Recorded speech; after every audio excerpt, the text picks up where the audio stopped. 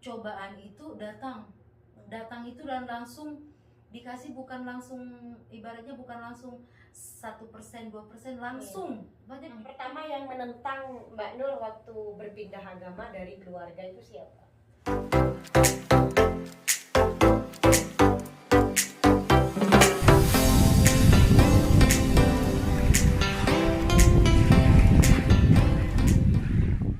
Halo, assalamualaikum warahmatullahi wabarakatuh. Jumpa lagi bersama vlog saya Fitria Denava.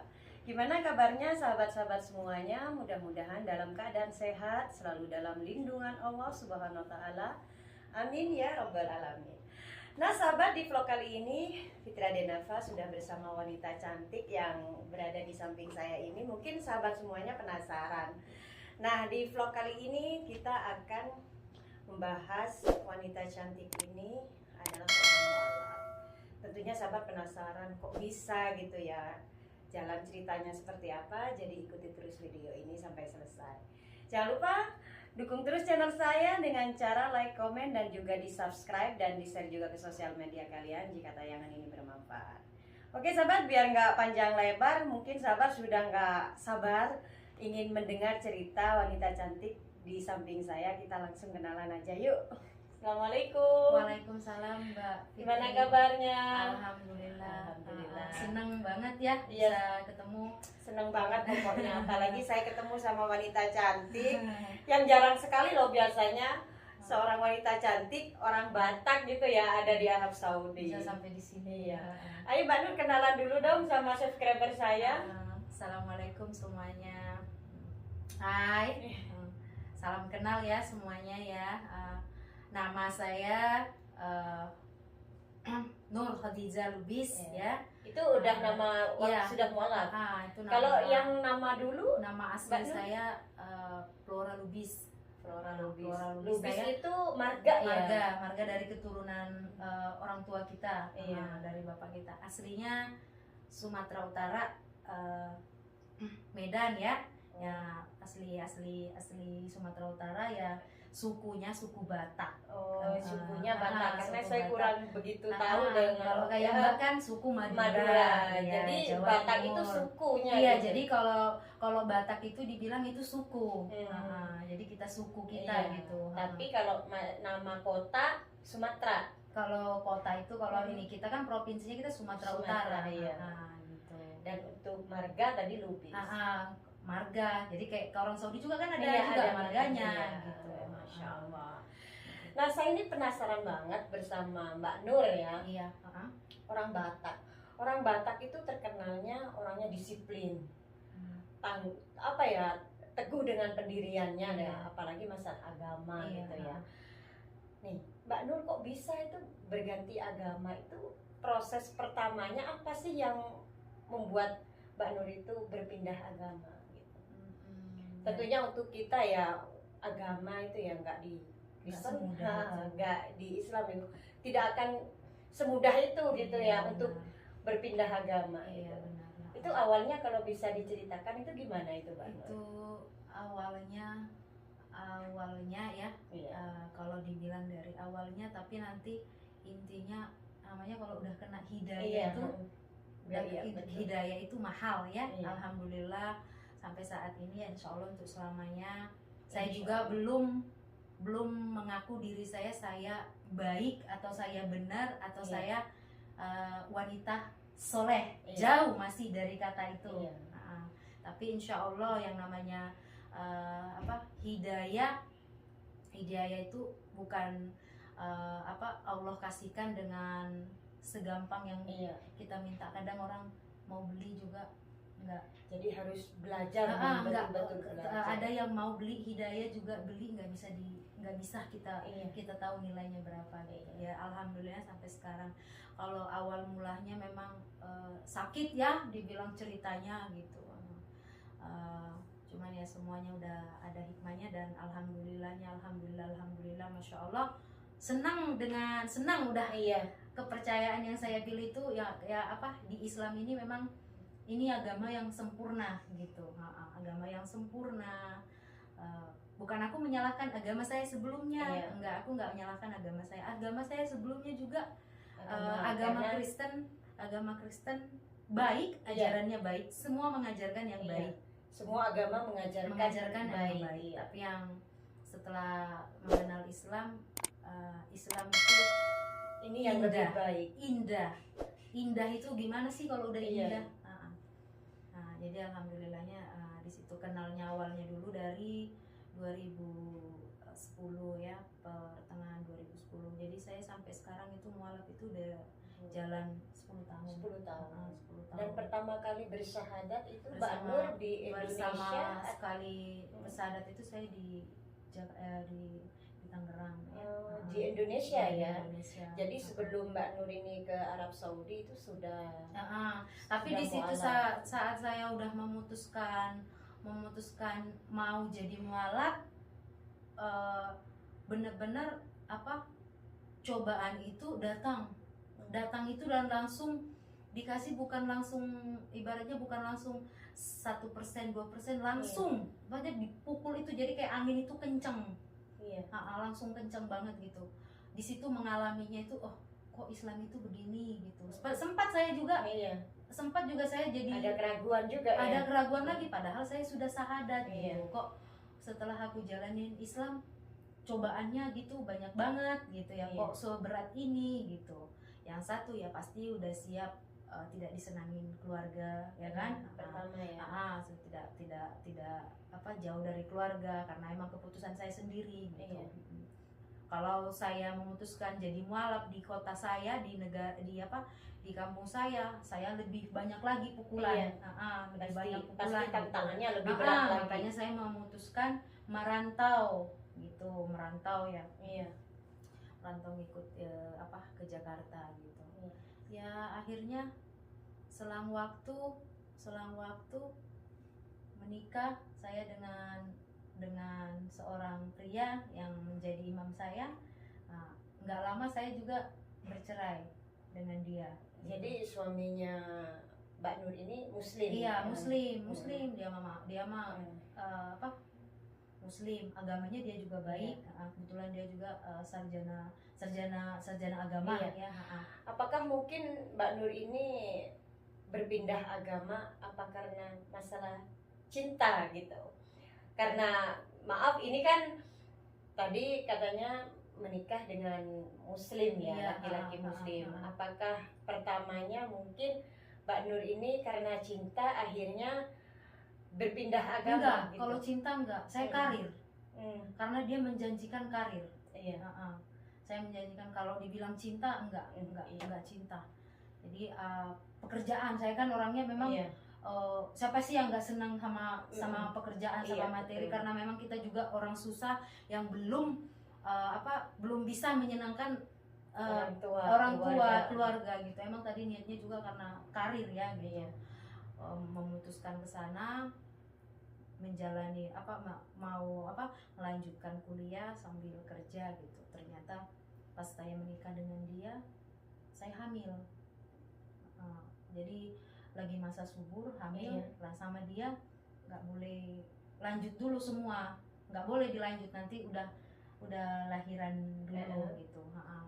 Dan setelah lahiran, selang waktu lahiran, berjalannya waktu, yang namanya saya udah biasa kerja keras ya Mbak. Iya. Saya kerja, saya nggak bisa bukan saya nggak bisa, saya belum terbiasa dengan jadi ibu rumah tangga yang di rumah gitu, karena saya udah terbiasa bekerja, keluar gitu, Iya. menghasilkan gitu. Saya duduk diam, itu saya nggak bisa. Jadi selang waktu sebulan, 2 bulan, 3 bulan, cekcok lah. Iya. Cekcok lah. Sebenarnya dia juga mengajarkan saya untuk yang terbaik gitu. Iya. Supaya apa? Dia pengennya kalau seorang istri itu duduk Di rumah. Iya. Betul. Nah, si istrinya ini tipenya Yang lebih suka berkarya gitu ya. suka berkarya Iya. gitu. Karena aku mikir gini juga, saya kalau masih bermanfaat dengan orang lain, lah apa salahnya Iya. gitu kan? Kalau masih memang ada yang membutuhkan saya masih sanggup, apa salahnya? Yang penting tugas saya sebagai istri tidak saya tinggalkan, Iya. kan gitu. Nah selang-selang itu akhirnya udah break, bye. Iya. Ya, Jadi sudah tidak ada kecocokan lagi masa gitu lama ya, Iya. masa lama. masa lama hidup berjuang di Di Jakarta. di Jakarta. Nah, berjuang di sana, di situ masih dibilang tahap, belum tahu apa-apa lah, sholatnya aja juga masih Al-Fatihah ulang-ulang aja ya kan, Iya. belum tahu surat-suratnya Iya. ya kan. Tapi yang memantapkan hati, yang penting saya itu sudah bersyahadat dan memang ingin menjadi seorang muslim. Iya, gitu memang ya. kalau udah apa, emang udah di hati ya, saya mau matinya pun dikubur Islam. Iya. Dan warga sama RT sama lurah yang di sana juga mengetahui saya. Alhamdulillah lingkungan itu positif, semua nyepot dan ngedukung saya. Iya. Ngedukung saya. Anak masih kecil kan, Iya. saya nggak punya tempat tinggal di sana. Dan saya juga perjanjian ke mantan itu, Iya. aku kan perjuangkan ini anak memang karena hak. Tadinya mau diambil, tapi Iya. pas giliran itulah seorang ibu. Iya. Giliran Jadi haknya dia udah bilang kalau memang itu yang terbaik buat kamu, ya udah katanya. Dia minta maaf, yang penting katanya anak aku ambil. Tapi posisinya anak itu masih bayi. jadi memang hak untuk asuh Iya, tetap hak itu jatuh ke memang Mbak jatuh. Nur. Tapi tadi pertama saya bilang iya nggak apa-apa, ambil aja. Iya. Namanya lagi emosi. Iya. Pas giliran anak dipegang mau dibawa, seorang ibu itu Iya. di situ nggak bisa kita mau acting mau apa, Iya. teteh nggak bisa. Iya. Itu nggak bisa. Anak saya udah diambilin tiket mau dibawa waktu itu, mau dikasih ke kakak iparnya, Iya. apa siapanya di sana yang Iya. ngurusin. Iya, mengurus. Pas giliran dipegang, Udah sayanya langsung down gitu, nggak tidak kuat. bisa ya. Nggak bisa Seorang ternyata. ibu ya. Itulah kelemahannya wanita. Iya. Itu kelemahan wanita. Namanya Tetap dari seorang situ ibu saya ya. itu, dari situ itu saya itu kayak ada apa ya, yang kayak ada yang nyepot saya. Kamu harus bangkit, kamu harus bisa strong, ya kan? Iya. Harus strong. Dan kebetulan juga lingkungan aku itu semua ngedukung. Mungkin kalau aku dapat lingkungan yang nggak baik, bisa juga aku masih pikiran plang-plingpung Iya. gitu kan, masih bimbang, bisa juga. Tapi alhamdulillah berjalannya waktu, saya itu kerja, nggak mau diam. Saya kerja, saya duduk di rumahnya ustazah ya. Iya. Sampai berapa bulan saya setiap subuh saya diajarin, saya makan minum semua gratis. Iya. Beliau masya Allah seorang ustazah ya, cukup terkenal lah untuk di lingkungan sana itu. Iya. Dipanggil ke sana ke sini gitu. Makanan itu nggak bakal habis Iya. lah di rumah itu. Iya. Kata dia, kamu duduk di sini, diam di sini. Tapi tetap hati saya, karena anak masih kecil kan. Tapi di hati aku, oke, untuk saat ini saya jalanin dulu di sini. Iya. Berselang mungkin ada, kalau nggak salah waktu itu sekitar 6 bulan atau 7 bulan, saya harus keluar lagi. Karena memang bukan TV aku juga yang diam duduk ngurusin Iya. anak setiap hari begitu, nggak. Saya Dengan bantuan orang lain gitu saya ya. harus bangkit Bangkit. berdiri. Anak udah bisa jalan ya, Iya. anak udah lepas dari ASI Iya. ya kan, udah bisa dititipin dengan orang. Saya mikir lagi, pandang lagi keluar, orang aja di luar sana bisa, kalau kenapa saya nggak bisa? Iya. Saya punya ijazah, oke, saya bisa kerja, apapun saya bisa kerjain asal saya mau kerjaan apa, mau PRT, mau di pabrik, Iya, betul. serabutan, apa aja saya kerja. Saya nggak manjang waktu, saya nggak mandang waktu. 8 tahun saya berjuang sendiri di Jakarta. Alhamdulillah anak nggak salah, sampai sekarang anak tetap di pesantren. Anak di sekolah. Jadi sekarang sudah ada di pesantren. Anak di pesantren sekarang udah masih kelas 5 SD. Kelas 5 SD. Karena saya di lingkungan itu, alhamdulillah gitu, pada nyeport, pada ngedukung saya gitu. Dan alhamdulillah pada nyeganin juga gitu. Iya, alhamdulillah. Nah, kembali lagi tadi ya di masalah berganti agama itu ya Mbak Nur. Nah, sebelum menikah, apa sih yang mendorong Mbak Nur itu untuk berpindah agama gitu? Dari agama yang dulu dianut. Dari agama dulu yang tadinya saya mikirnya, Apakah ada orang yang mengajak gitu ya? Atau ada memang dari hati seperti memang mendapatkan hidayah? Ada orang yang juga dari mimpi. Itu kalau Mbak Nur sendiri dari apa? sebenarnya dari ajakan juga. Pertamanya Dari ajakan dari ajakan suami ini. Iya. Terus saya pas dia bawa saya ke Jakarta, Iya. saya itu didekatkannya sama orang-orang yang soleh dan soleha di majelis. Iya. Yang saya setiap hari ngelihat orang, saya di situ dijamu. Itu yang tadi masih saya pakaiannya. seksi gitu. iya. 3 hari saya di situ malu. Iya. Rasa malu itu Muncul sendiri muncul ya. sendiri, kayak rasa apa, kita Segan, saya malu. segan itu, malu gitu, karena yang aku lihat mereka nggak langsung, oh kamu harus ikut masuk Islam, oh kamu Iya. harus enggak, kamu gimana sih tamu, layaknya tamu dilihat dulu kita Iya. ini bagaimana. Mereka saya lihat sholat, Iya. makan apa semua gitu kan. Iya. Jadi saya tuh cuman 3 hari di situ punya rasa tertarik, tapi belum Dengan- berani untuk mengungkapkan. Tapi perasaan sendiri sudah ada ketertarikan Iya, dengan ketertarikan. agama yang mungkin baru Iya, tahu yang gitu baru. ya. Aku tahu Islam itu Iya. udah baratnya lama, karena di lingkungan saya juga kan banyak orang Islam Iya. gitu. Cuman saya ngelihat orang ini memang orang baik. Jadi kalau misalnya aku bilang kalau memang mereka mau macam-macam sama saya kan tahu tempatnya, Iya. alamat ini kan baratnya resmi, Iya. orang pintu terbuka, apa terbuka gitu Iya. kan. Jadi kayak saya juga sempat dulu mikir, orang ini agama Islam apa enggak sih, Islamnya yang benar apa, ada kan juga yang Iya, Islam banyak. pengajian yang nyimpang juga Iya. kan ada, gitu. Ya, alhamdulillah berjalannya waktu dan itu saya ngomong saya mau masuk Islam. Nah, itu pertama Saya kali bilang begitu. mengutarakan ingin masuk Islam itu Mbak Nur sudah yakin gitu. Iya, saya udah yakin di situ. Hmm. Nah, pas saya bilang begitu, Mereka pasti saya bilang begitu, ya alhamdulillah katanya, kalau memang udah niat bersahadat,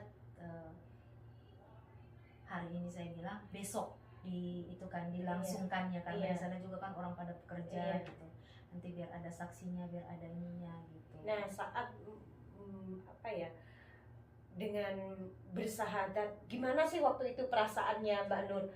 Apa ada perasaan sedih, ada perasaan menyesal, atau mungkin perasaan yang mungkin nggak bisa diungkapkan itu, seperti gimana itu perasaannya itu Mbak Nur? Kalau dibilang itu campur Apakah aduk waktu itu ya, campur aduk gitu. Cuman pasrah. Iya. Pasrah banget gitu. Udah ini jalannya, mungkin udah ini coba jalannya, walaupun belum bisa Iya. seperti mereka, coba mengucapkan syahadat ini bukan main-main. Iya. Gitu ya, bukan main-main gitu. Akhirnya saya memutuskan, kalau nggak salah dulu jam 8 malam ya, jam 8 malam bilang ya, ada saksi lengkap lah di situ. Alhamdulillah. Masih ingat nggak itu hari apa? Harinya saya lupa. Iya. Harinya Tapi lupa. jam 8 malam. Jam 8 malam saya masih ingat itu malam kejadiannya gitu. Ada yang nyaksiin, semua pada ngerangkul Iya. saya sampai sekarang itu teman-teman aku yang di situ itu pengajian itu nggak putus sampai sekarang. Kalau karena mereka itu memang benar-benarnya itu nyepotnya saya itu bukan cuman omongan gitu ya, apa gitu, memang kamu itu harus dilindungi, harus kamu itu dijaga, harus kamu itu diarahkan gitu. Nah, ininya tadi berselangnya waktu, kedewasaan itu makin muncul, tapi kan kita nggak selamanya juga, dan bukan tipe saya untuk dikasihani. Iya, Dan bukan tipe kita gitu. Iya. Dulu Mbak, saya banyak yang ngasih, ada yang ngasih beras. Waktu di Jakarta. Waktu di Jakarta itu apa katanya, kalau kita habis hari raya itu, habis puasa itu, Iya, zakat.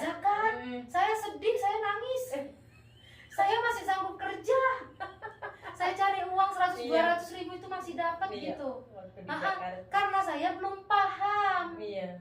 Saya belum Jalannya paham. untuk pertama melangkah itu apa Iya, gitu ada ya. yang ngantar beras. Saya nggak lapar, kata saya nggak, kayaknya bukan apa, karena masih mikirnya masih ada egonya. Saya nggak bisa dikasih begini, ibaratnya pantang bagi diriku gitu kan. Saya selesai ngebonding orang, saya lari ke rumah Umi, ke rumah Abang, ngomong bahasa, saya kan paham bahasa mereka. Abah, Mi, preman kita ini digawe beras kini uang ya. Ngomongnya masalahnya siraku mualam. Emang kita miskin teman tabah. Kayak dorok dikit gitu. Nah hadisnya ki sirama durung paham katanya. Kamu itu belum paham, duduk dulu di sini katanya. Besok kita kan udah lebaran ya. Kamu belum paham katanya. Ya udah, beras tuh kalau dikasih diambil katanya, bawa sini. Nah, dijelasin. Udah dijelasin, saya paham, tapi saya tidak mau marah ke orang yang memberi itu. Tapi dalam hati itu tidak ingin, istilahnya kita itu tangan di bawah ya. Nggak mau banget saya mah, ibaratnya oh no gitu banget. Aku memang masih ada masih ada Iya. egonya gitu.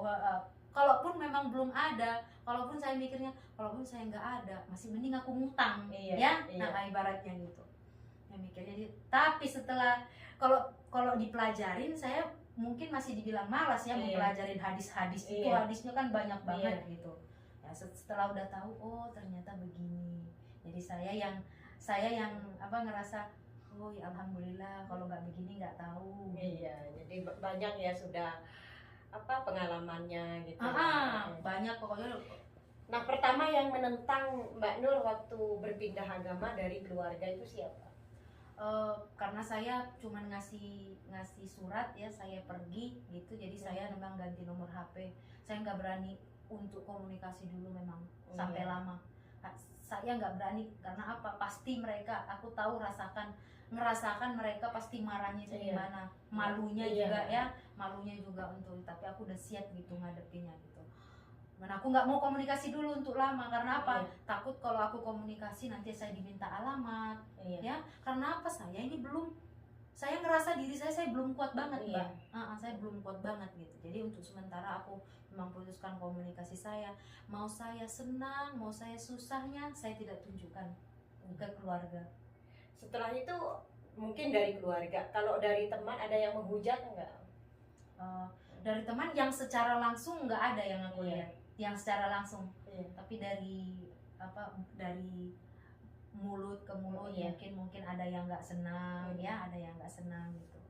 Ada ya? Ada lah, pasti ada gitu. Tapi akan aku yang ini tadi nggak pernah aku abaikan, nggak pernah aku mau tanggapin, nggak pernah mau aku apain gitu. Karena sudah yakin. Karena aku udah yakin, gitu. Dan terus kalaupun mikir saya, kalaupun mereka mau mau mencelakain saya kan di sini negara, ada hukum, ada ini gitu. Masa sih saya nggak dilindungin? Tuhan aja ngelindungin saya. Masa kenapa manusia yang udah saya anggap keluarga saya, ini termasuk muslim yang di Jakarta itu kan udah kayak keluarga gitu kan, mustahil juga nggak melindungi saya gitu. Sampai saya udah bilang, mati pun saya cukup di kain kapanin, kain kapan, nggak usah dikasih peti-peti lagi. Udah. Karena sudah yakin ya. Karena saya udah yakin yang sekarang. Udah yakin. Mau mati pun saya ibaratnya, mau mati, mau sekarang pun ibaratnya, mau besok, kita kan nggak tahu kan. Nah, ibaratnya mungkin nggak panjang umur saya di sini, di Jeddah ini, ibaratnya saya hanya di kapanin, nggak usah harus dibawa-bawa mayat terbang ke sana ke sini.